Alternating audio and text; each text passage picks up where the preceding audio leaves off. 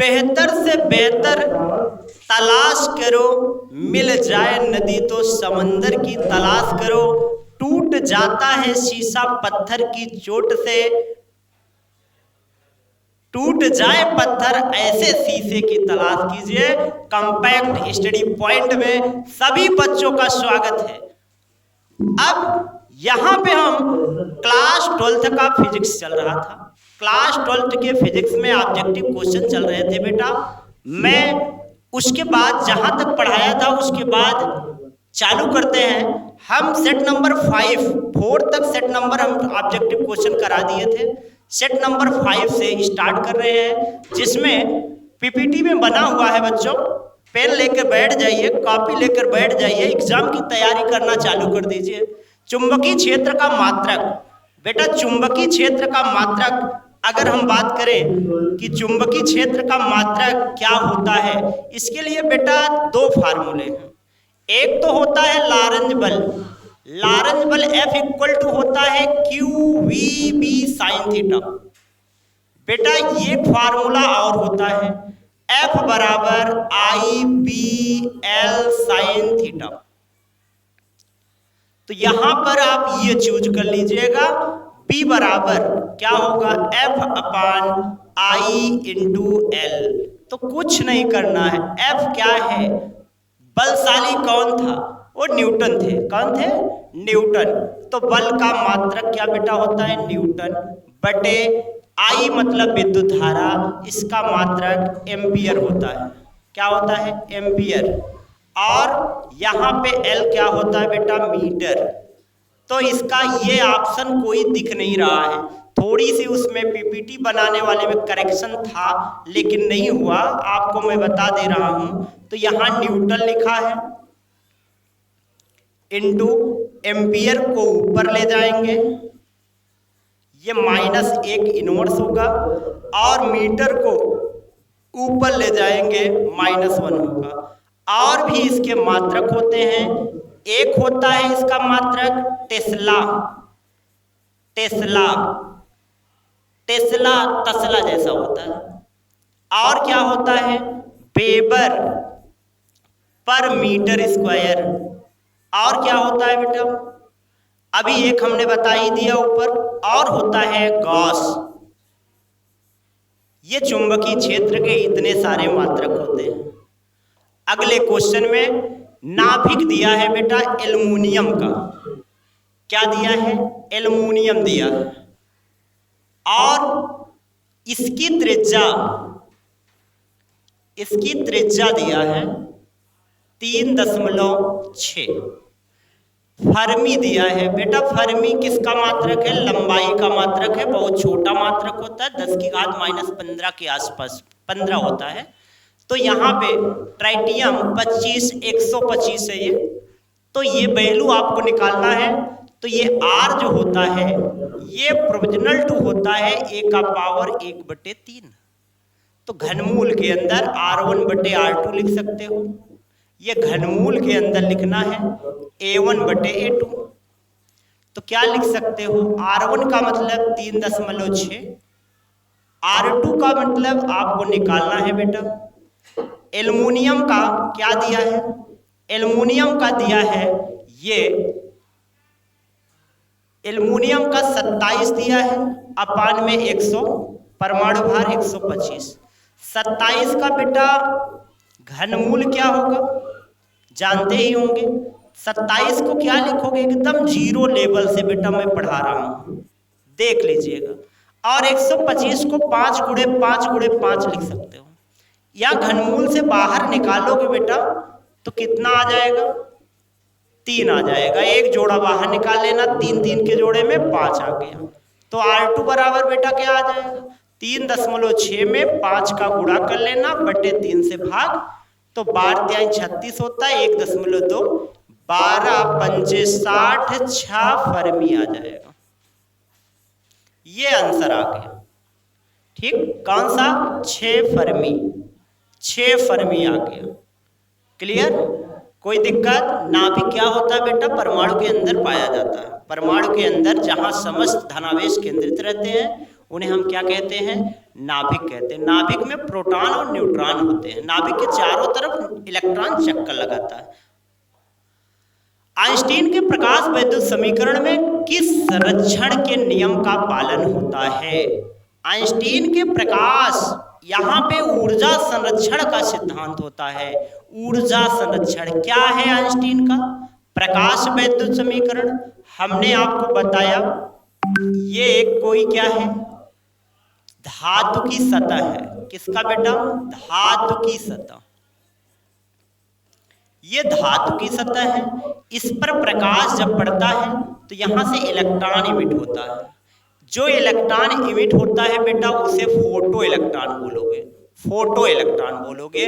और इसकी वजह से जो करंट फ्लो होता है उसे हम फोटो करंट कहते हैं, फोटो धारा कहते हैं। करंट को हिंदी में धारा के नाम से जानते हैं। अब ये फोटोन कितनी एनर्जी देगा? इस E बराबर एच न्यू। ये एच न्यू जो होता है, ये पूरी एनर्जी एच न्यू किसी एक इलेक्ट्रॉन द्वारा अवशोषित कर ली जाती है और उसे इलेक्ट्रॉन को सरफेस से बाहर निकालने में कुछ ऊर्जा खर्च होगा, जिसको कार्यफलन कहते हैं। और जो बचेगा वो उसको गतिज ऊर्जा प्रदान कर देगा। तो इसका ये मतलब है कार्यफलन और प्लस इलेक्ट्रॉन की गतिज ऊर्जा मिल जाएगा। तो कुल मिला के एच न्यू बराबर मिलेगा W not plus kinetic energy. तो ये तो बेटा ऊर्जा यहाँ पर भी है तो यहाँ पे है। तो ये ऊर्जा संरक्षण के नियम पर क्या करता है? कार्य करता है। ऊर्जा संरक्षण के नियम पर कार्य करता है। आगे नेक्स्ट सवाल देखिएगा। एलसीआर परिपथ में VL, VR और VC, V0 प्रेरकत्व है, प्रतिरोध है, संधारित्र है और AC सोर्स के द्वारा क्या है, जुड़े हैं। इस ऑप्शन में वोल्टेज कौन सा सही होगा? इसके लिए बेटा आपको निकालना क्या है, आपको डायग्राम बनाना है। यहाँ पे हमने बताया था VL होगा, ये धारा होगा, VR होगा। धारा जो होता है लीड वाले में, L वाले में π/2 अग्रगामी होता है, π/2 अग्रगामी हो गया। और ये VC हो गया, ये भी π/2 पश्चगामी हो गया। अब देखेंगे अगर मान लो VL बड़ा है तो परिणामी क्या होगा? VL stylist VC, VL stylist VC के बराबर होगा, VL स्टाइलिस्ट VC के बराबर होगा। इन दोनों का जब बेटा परिणामी निकालेंगे तो इस तरीके का फिगर बन जाएगा। ये है परिणामी, परिणामी भी क्या है? परिणामी भी है। ये होगा VL स्टाइलिस्ट माइनस VC। बेटा नया नाम सुन रहे हैं, स्टाइलिस्ट माइनस क्या है? स्टाइलिस्ट माइनस क्या है? स्टाइलिस्ट माइनस का मतलब होता है ज्यादा वाले में से कम वाली वैल्यू को घटा देना। बस ऐसा नाम पहली बार सुन रहे हो, मुझे पता है। स्टाइलिस्ट माइनस का नाम नहीं आपने सुना। तो यहां पर देखेंगे VL माइनस VC। अब करना क्या है? ये है VR, तो कुछ करना नहीं है, पाइथागोरस प्रमेय लगा देना है। क्या लगाओगे? पाइथागोरस प्रमेय। क्या है? VL V स्क्वायर बराबर under root VL minus VC का whole square plus R square, VR का स्क्वायर। तो ये कोई ऑप्शन अगर मिल रहा है, अंडर रूट नहीं है तो ऑप्शन यही मिलेगा। तो VL स्टाइलिस्ट माइनस VC का होल स्क्वायर और प्लस VR का स्क्वायर, ये भी ऑप्शन मिल सकता है। अगर ये नहीं मिल रहा है बेटा तो x के टर्म में इसको I क्या लिख सकते हो? Z लिख सकते हो। तो ये चीजें प्रतिबाधा निकालने के लिए बोल दिया जाए तो यहाँ पे I कॉमन ले लो, XL माइनस XC का होल स्क्वायर प्लस क्या R स्क्वायर। तो यहाँ से ये कैंसिल हो जाएगा, प्रतिबाधा Z निकल जाएगा, XL माइनस XC का होल स्क्वायर और प्लस R स्क्वायर। यहाँ पर ये भी बेटा लिख सकते हो एक्सएल के स्थान पे क्या लिखा जा सकता है, ओमेगा एल माइनस 1/ओमेगा c का whole square plus R square. जो मन करे, जो ऑप्शन में दिया है उसे आप कर लेंगे, कोई दिक्कत नहीं। कौन सा ऑप्शन सही होगा बेटा, ऑप्शन कौन सा सही होगा, VL minus VC, VL minus VC, ये वाला ऑप्शन सही होगा। थोड़ा सा इसमें मिस्टेक है, ये चौथा ऑप्शन सही है, चौथा ऑप्शन सही है, यहां पे चेक कर लीजिएगा, यही वाला ऑप्शन सही होगा। नेक्स्ट, प्रतिबाधा क्या होता है बेटा, प्रतिबाधा का मतलब होता है effective resistance is called impedance.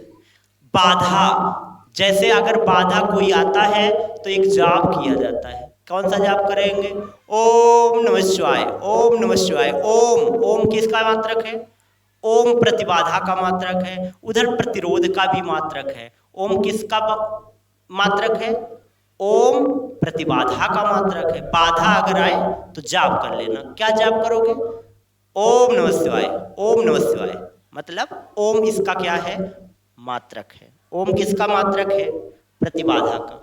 समान पदार्थ के दो ठोस घनों, घन है बेटा, एक है और ये L है, इसकी लंबाई ये 3L है बेटा, L है और 3L है, इसकी L हो गया, ये 3L हो गया।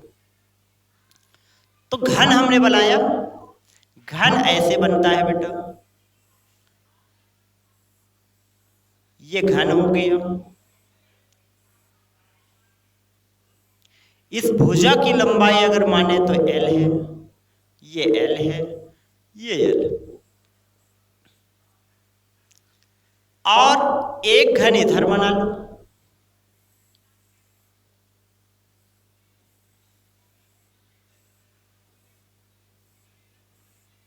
एक घन ये बना लो, ये L हो गया, ये L हो गया, 3L हो गया, ये 3L हो गया, ये भी 3L हो गया। यहां पे बेटा क्या करोगे, आपको प्रतिरोध ज्ञात करना है बेटा। क्या निकालना है, प्रतिरोध निकालना है। प्रतिरोध निकालने के लिए ये प्रतिरोध जो होता है बेटा, R समानुपाते L/A होता है।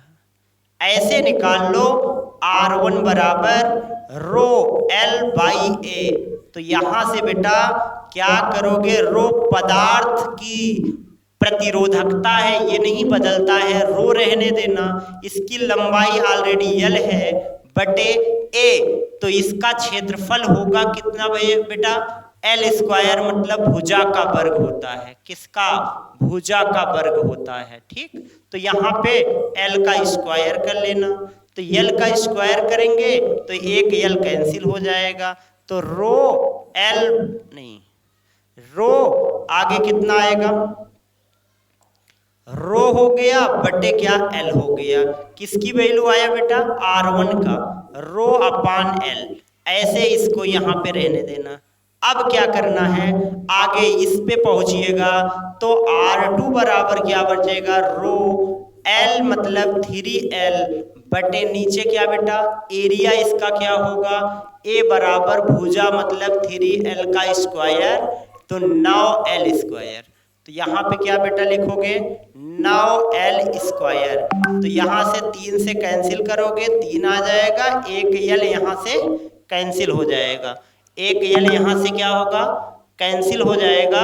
उसके बाद यहाँ पे बेटा क्या बचेगा, ध्यान से देखना, रो बचेगा और क्या बचेगा, ऊपर L बचेगा और नीचे क्या नहीं, ऊपर L नहीं बचेगा बेटा, L तो यहाँ पे कैंसिल हो जाएगा। तो बचेगा क्या, एक बचेगा, 3 कैंसिल हो गया, L भी कैंसिल हो गया, एक बटे क्या बचेगा, एक बटे यहाँ पे 3 बचेगा, 3L बचेगा, ठीक। कुल मिला के रो बटे 3L बचेगा, ठीक। अब क्या करना है, समीकरण 1 में 2 का क्या करेंगे, भाग कर लेंगे बेटा। समीकरण 1 में 2 का क्या करना है, भाग करना है। समीकरण 1 में 2 का क्या करना है, भाग करना है। तो क्या मिलेगा, इस तरफ हम भाग कर देते हैं, R1 बटे R2 होगा बराबर क्या बचेगा, रो बटे L पूरे का मान रो बटे 3l, तो रो से रो कैंसिल और यल से यल कैंसिल, ये ऊपर चला जाएगा। R1 बटे R2 बराबर 3 बटे 1। तो अनुपात क्या आएगा बेटा? 3 बटे 1, 3 अनुपाते 1 आ जाएगा। इसी तरीके से ये सवाल आपको लगा लेना है। आसान सवाल है, सवाल आसान है, इसमें कुछ करना नहीं आपको।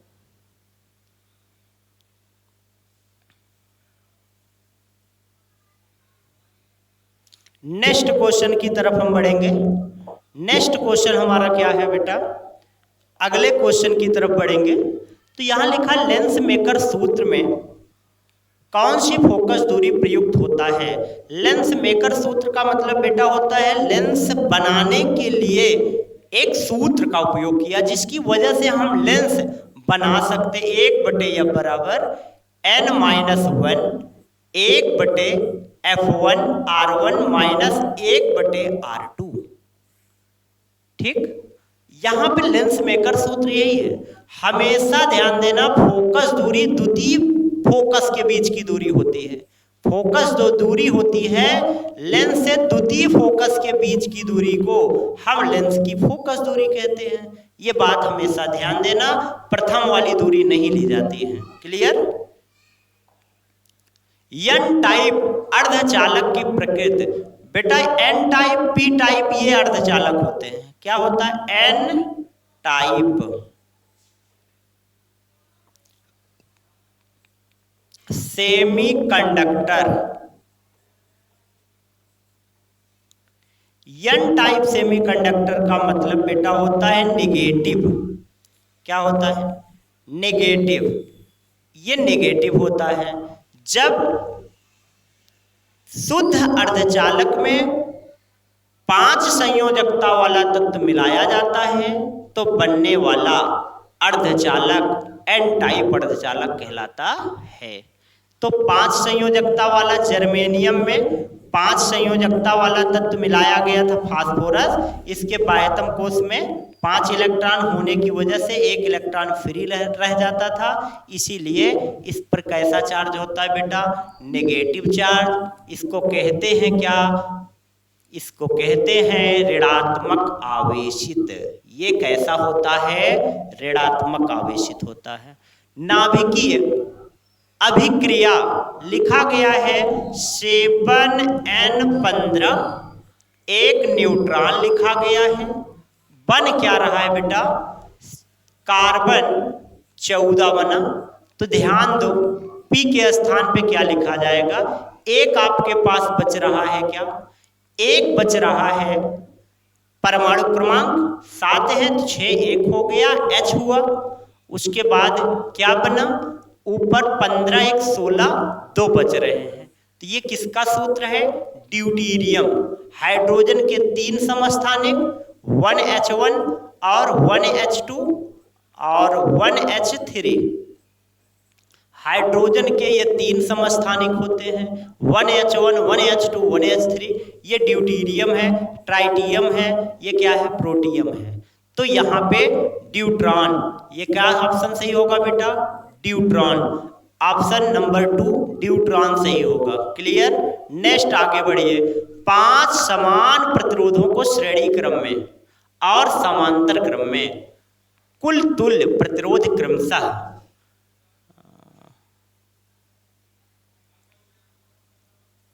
कुल तुल्य प्रतिरोध क्रमशः कितना है?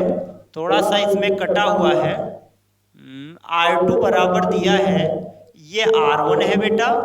R2 बराबर दिया है nR1, ये दिया है प्रश्न में। तो n की वैल्यू आपको निकालना है। तो ध्यान दो, यहाँ पे 5 समान प्रतिरोध के हैं। जैसे इसको ये समान है 1 2 3 4 और इधर हम जोड़ रहे हैं 5 प्रतिरोध हो गए। R1 ये R है बेटा, ये R हो गया, समान प्रतिरोध है इसका। R आर प्रतिरोध, आर प्रतिरोध, आर प्रतिरोध, आर, ये सब किस में जुड़े हैं? श्रेणी क्रम में। श्रेणी क्रम में क्या होते हैं? एक हाथ से दूसरे हाथ ऐसे मिलाते जाओ, ठीक। पहले प्रतिरोध का दूसरा सिरा दूसरे प्रतिरोध के पहले सिरे से, दूसरे प्रतिरोध का दूसरा सिरा तीसरे प्रतिरोध के पहले सिरे से, इसी प्रकार आगे भी जुड़े होते हैं। तो यह संयोजन श्रेणी क्रम संयोजन कहलाता है। इसमें आर तुल्य की वैल्यू आता है बेटा R1, सीधा जोड़ देना है, सीधा योग होता है बेटा, सीधा योग होता है। जोड़ देंगे तो R तुल्य, इसको R1 कर लीजिए, इसका योग कह रहा R1 है, इसका योग R1 है, तो R plus R plus R plus R plus R, तो कितना? 5R। बेटा आप समांतर क्रम में इसको जोड़ लो। समांतर क्रम में कैसे जोड़ते हैं? सभी प्रतिरोधों का एक सिरा किसी एक बिंदु से, दूसरा सिरा किसी दूसरे बिंदु से जुड़ा हो, तो यह संयोजन क्या कहलाता है? यह संयोजन क्या कहलाता है? यह संयोजन श्रेणी क्रम समांतर क्रम संयोजन कहलाता है। समांतर क्रम संयोजन में बेटा क्या होता है? वोल्टेज एक समान होता है, धारा क्या बेटा? अलग अलग फ्लो होता है। व्युत्क्रमों का योग होता है 1/R तुल्य बराबर 1/R plus 1/R plus 1/R plus 1/R plus 1/R, सीधा जोड़ो तो 1/, ये R2 दिया, बराबर कितना होगा? लसा एलसीएम R होगा, ऊपर 5 है तो 5/R हो जाएगा। R2 की वैल्यू बेटा जब निकालोगे तो R/5 आ जाएगा। ये इक्वेशन 2 बन गया, ये इक्वेशन 1। इन्हीं दोनों की मदद से क्या दिया है बेटा? R2 बराबर दिया है nR1, तो यहां पर R2 की वैल्यू कितना बेटा रखोगे? R/5 और nR1 का मान 5R। तो देखो ये R से R बेटा कैंसिल हो गया, तो यहाँ पे आ जाएगा ये 5 का इधर भाग 1/25 बराबर n। तो कुल मिला जुला के n बराबर 1/25, ये आंसर होगी। कोई दिक्कत किसी को? सीधा क्या करना है? श्रेणी क्रम में जोड़ना है। श्रेणी क्रम में प्रतिरोध तुल्य दिया है 5R1 दिया है, समांतर क्रम में तुल्य R2 दिया है। जो प्रश्न दिया है उसी में हमने वैल्यू पुटअप कर दिया, ये क्वेश्चन आ गया, ठीक। तो पहला ऑप्शन आपका ये क्या होगा? सही हो जाएगा बेटा। चले आगे। निम्नलिखित में वैद्युत फ्लक्स क्या होता है? किसी काल्पनिक पृष्ठ से होकर गुजरने वाली वैद्युत बल रेखाओं की संख्या को क्या कहते हैं? वैद्युत फ्लक्स कहते हैं। बेटा ऐसा करिए, फ्लक्स को निर्धारित करने के लिए आपको समझना है, एक आयताकार फ्रेम ले लो। एक आयताकार फ्रेम बहते हुए पानी में रख दोगे, जितना पर सेकंड उससे पानी होकर गुजरेगा उसी को फ्लक्स कहते हैं, ठीक। ऐसे ये भी है, किसी भी बंद पृष्ठ से होकर गुजरने वाले, ये बंद पृष्ठ है और आवेश है, तो इस बंद पृष्ठ से होकर गुजरने वाला वैद्युत फ्लक्स क्या होता है? φE बराबर होता है Q/ε0। और हमें कैसा मिलेगा? चार्ज पॉजिटिव है तो पॉजिटिव मिलेगा। बेटा ये आकार पर डिपेंड नहीं करता है, किसी भी आकार में हो, ठीक। पृष्ठ का आकार कोई भी हो, लेकिन बंद पृष्ठ होना चाहिए, Q/ε0 ही होगा। अब यहां पर मात्रक आपको बेटा निकालना, मात्रक निकालने के लिए फार्मूला आपको याद रखना है, φE बराबर होता है E × A। E.A क्या होता है? E.A। E का मतलब होता है वैद्युत क्षेत्र। अगर इसका भी आपको पता नहीं है मात्रक, तो F/Q लिखा जा सकता है, और गुणे A क्या है? एरिया है। तो F का मतलब हुआ बेटा न्यूटन, और आवेश का हुआ कूलाम, और क्या हुआ? Into metre square. एक बात ये भी इसका क्या है? मात्रक तो हो गया, लेकिन ये आपके में मिल नहीं रहा है। तो अगर मिल नहीं रहा है तब फ्लक्स का मात्रक आप क्या लिखोगे? तो यहां पर देखिएगा न्यूटन लिखा गया है। अब इसको वोल्ट में इसका कोई फार्मूला याद है? आसान है, वैद्युत क्षेत्र की तीव्रता V बाई क्या होता है? D। क्या होता है? D। तो यहाँ पे वोल्ट बटे क्या लिखा जा सकता है? मीटर। जहां पे वैद्युत क्षेत्र की तीव्रता है बेटा, वहां पे क्या लिख सकते हो? हम वोल्ट पर मीटर लिख सकते हैं, क्योंकि फाई E बराबर होता है क्या? E dot A।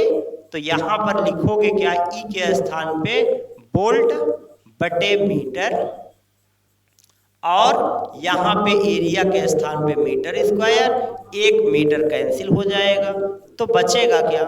Volt into metre, ये इसका क्या होगा? मात्रक। वोल्ट इंटू मीटर क्या होगा बेटा? मात्रक होगा। किसका? फ्लक्स का। फ्लक्स का मात्रक वोल्ट इंटू मीटर भी होता है। और क्या होता है? यहाँ पे हमने एक और मात्रक आपको सिखा दिया, क्या? न्यूटन इंटू मीटर स्क्वायर बटे coulomb. Newton into metre square बटे कूलाम। आगे बढ़े बेटा, चलिए। अमीटर, मिली अमीटर। अमीटर क्या होता है? विद्युत धारा का मापन किया जाता है।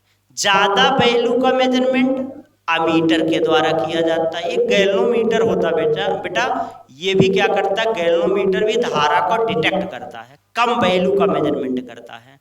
दोनों में किसका प्रतिरोध ज्यादा होता है? बेटा अमीटर का प्रतिरोध ज्यादा होता है, मिली अमीटर का प्रतिरोध कम होता है। अगर यही गैल्वोमीटर भी पूछा होता तो और कम होता। ठीक, तो यहाँ पर X1 लिखा है बेटा, और ये X2 है। प्रतिरोध सब दिया है, तो X1 की वैल्यू क्या होगा? ज्यादा होगा। X1 की वैल्यू ज्यादा होगा, X2 की वैल्यू कम होगा। ठीक, नेक्स्ट आगे बढ़िए। एक तार को खींचकर 2 गुना लंबाई कर दिया जाए तो प्रतिरोधकता पर क्या प्रभाव पड़ेगा? बेटा ये सवाल ध्यान से आपको समझना है। लंबाई देखिएगा, इसकी लंबाई को खींचा जा रहा, पदार्थ नहीं बदला जा रहा है। लंबाई को खींचकर 2 गुना कर दिया जाए, ये 2L हो गया, और ये पतला हो जाएगा, एरिया इसका बदल जाएगा। इसका एरिया A1 है और इसका एरिया क्या है? A2 है, अनुप्रस्थ काट का क्षेत्र। लेकिन अगर ये प्रतिरोध अगर पूछा होता तो कितना हो जाता? सिर्फ प्रतिरोध पूछा होता तो R2 बराबर N स्क्वायर R1, तो R2 की वैल्यू कितना होगा? 2 गुना 2 गुना, तो मतलब 2 का वर्ग, और R1 मतलब 4 हो जाएगा। ये 4 गुना हो जाएगा क्या? जब प्रतिरोध पूछा होता। लेकिन पूछ रहा प्रतिरोधकता। प्रतिरोधकता, किसी तार की प्रतिरोध बदल सकता है लेकिन प्रतिरोधकता नहीं बदल सकता है। ठीक, पदार्थ पर यह डिपेंड करता है। प्रतिरोधकता किस पर डिपेंड करता है? पदार्थ पर डिपेंड करता है। तो यहाँ पे अपरिवर्तित ऑप्शन सही होगा। बेटा कंफ्यूज कर रहा है प्रश्न। प्रतिरोध पूछा होता तो 4 गुना सही था, प्रतिरोधकता पूछा तो ये परिवर्तित नहीं होता है। अगर पदार्थ बदलेगा तब प्रतिरोधकता बदलेगा, विशिष्ट प्रतिरोध बदलेगा, नहीं तो नहीं बदलेगा। चले, √3 अपवर्तनांक वाले, मतलब ये बेटा n का मान दिया है, अपवर्तनांक।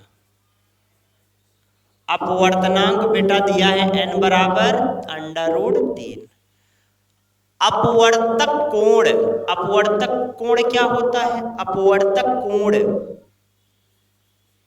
अपवर्तक कोण मतलब बेटा R होता है। ये क्या हुआ? न्यूनतम विचलन कोण के बराबर है, मतलब डेल्टा M के बराबर।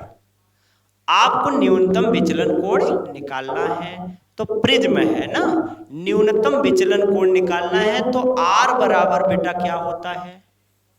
R बराबर ये A/2 होता है। कैसे हम जान गए बेटा? आप भी जान जाओ। n बराबर होता है sign A plus delta M/2 पूरे का 5 साइन A/2। तो बेटा यहाँ आर होता है, यहाँ आई होता है। ठीक, अब आपको पहले क्या करना है, ये फार्मूला तो आपको आ गया। अब क्या करना है, इसमें ए की वैल्यू निकालना है। तो ए की वैल्यू निकालने के लिए बेटा डेल्टा एम बराबर होता है n-1 इंटू ए, पतले प्रिज्म के लिए डेल्टा एम की वैल्यू आ जाएगा √3 - 1 इंटू ए आ जाएगा।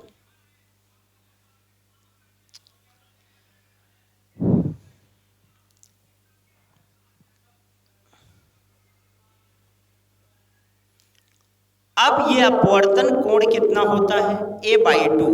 अपवर्तन कोण कितना होता है बच्चा, a/2। a/2 का मतलब है, तो यहां से चाहे a की वैल्यू निकाल ले, किसका विचलन कोण पूछ रहा है, तो यहां पर क्या आ जाएगा, यहां पे अपवर्तक कोण r, यहां से a की वैल्यू निकलेगा 2r। क्या निकलेगा, a की वैल्यू 2r निकलेगा। फिर a बराबर आप निकालोगे 2r की वैल्यू डेल्टा m। ठीक, तो ये आ जाएगा डेल्टा m बराबर √3 - 1। a की वैल्यू कितना रखना है बेटा, 2 डेल्टा m। इसको जरा सॉल्व करो, डेल्टा m बराबर √3 2 √3 डेल्टा m माइनस ये 2 डेल्टा m, ये वाला टर्म उस तरफ जाएगा, तो ये क्या होगा बेटा, 3 हो जाएगा। ये क्या होगा, 3 होगा, 3 डेल्टा m हो जाएगा। और बराबर 2 √3 डेल्टा m। वैल्यू किसका निकल रहा, 3।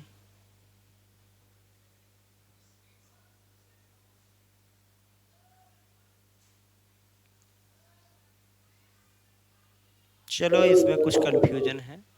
LC का मात्रक क्या है, LC का मात्रक क्या है, L प्रेरकत्व है, C क्या है, धारिता है। L प्रेरकत्व है, C क्या है, धारिता है। तो यहां पर होता क्या है बेटा, F बराबर 1/2 पाई √LC होता है। F बराबर 2 पाई √LC होता है। तो यहां पर ये चीजें यहां पे अगर ला सकते हो तो क्या हो जाएगा, √LC होगा इक्वल टू 1/2 पाई f होगा। ठीक, तो यहां पर √ आपसे नहीं पूछा है, इसका मात्रक पूछ रहा है बेटा। इसका मात्रक क्या होगा, LC का मात्रक होगा। तो रूट से कोई लेना देना नहीं है, तो LC का मात्रक हो जाएगा 1/, ये f का मात्रक आवर्तकाल का उल्टा होता है। 1/f का मतलब t का मतलब सेकेंड। LC का मात्रक क्या होता है, सेकेंड होता। किसी प्रकाश वैद्युत सेल के लिए आवृत्ति हमें निकालना है, तो यहां पर हीलियम दिया है। हीलियम का मतलब हुआ क्या, क्वेश्चन सही नहीं लिखा है, 2He4 प्लस ZX4 लिखा है। और रिएक्शन बन रहा है क्या, रिएक्शन बन रहा है 2Y, Z+2 लिखा है। Z+2, Z ये है +2 और Y A+3 लिखा है। A+3, A+3 का मतलब, A का मतलब ये चीजें A है बेटा, ये चीजें A है। तो 3 हो गया। अगर 3 हो गया तो बच क्या रहा बेटा, 0N1 बच रहा, 0N1 बच रहा है। मतलब यहाँ पे न्यूट्रॉन ऑप्शन सही होगा। W के स्थान पे W कौन सा कण होगा, न्यूट्रॉन कण होगा बेटा, न्यूट्रॉन। रिएक्शन देख लीजिएगा। R प्रतिरोध के धारा मापी में मुख्य धारा का 10% भेजने के लिए आवश्यक शंट का प्रतिरोध क्या होगा। ये Ig की वैल्यू बेटा दिया है, Ig का I का 10%, मतलब I × 10/100। तो I/10। शंट का प्रतिरोध जो होता है बेटा S बराबर Ig कैपिटल G अपान क्या होता है, अपान में I माइनस Ig होता है। बस इसको हल कर लीजिए बेटा। हल करने के बाद क्या मिलेगा, Ig की वैल्यू लिखोगे I/10 और ये कैपिटल G का मतलब यहाँ पे R प्रतिरोध दिया है तो R लिख लेना और बटे I माइनस I/10। जरा इसको सॉल्व करो तो IR बटे कितना 10 पूरे का अपान 10I में से I घटाओगे 9I अपान 10, 10 से 10 कैंसिल हो गया, एक I से I कैंसिल हो गया, ये R बटे क्या 9।